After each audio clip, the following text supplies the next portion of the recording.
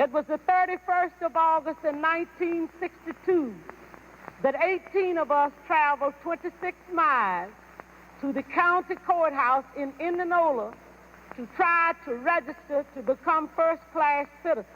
And they only allowed 2 of us in to take the literacy test at the time. That was Mrs. Fannie Lou Hamer, and this is the literacy test she's talking about. People of color would have to take this test if they wanted to become registered voters. Look at this first question.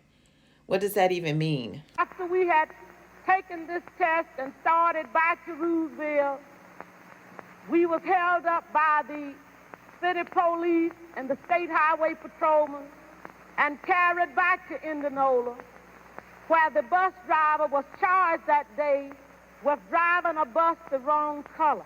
Mrs. Fannie Lou Hamer was actually arrested, wrongfully imprisoned, and while in prison, the guardsmen ordered 2 inmates to beat her. And they did until she was unconscious. She lost permanent sight in one of her eyes. She did live to tell her story at the 1964 Democratic National Convention. But President Lyndon Johnson disrupted her live testimony with an urgent message, and he disrupted it for 2 primary reasons. Number 1, he felt like she was too uneducated to address the American people. And 2, he knew that if people heard that speech, that would be a problem for him. Even though he disrupted her speech, it backfired on him, because when people heard her testimony on the evening news, which more people watched than the DNC, there was outrage all over the country. Long story short, Fannie Lou Hamer's powerful testimony led to Lyndon Johnson signing the 1965 Voters' Right Act.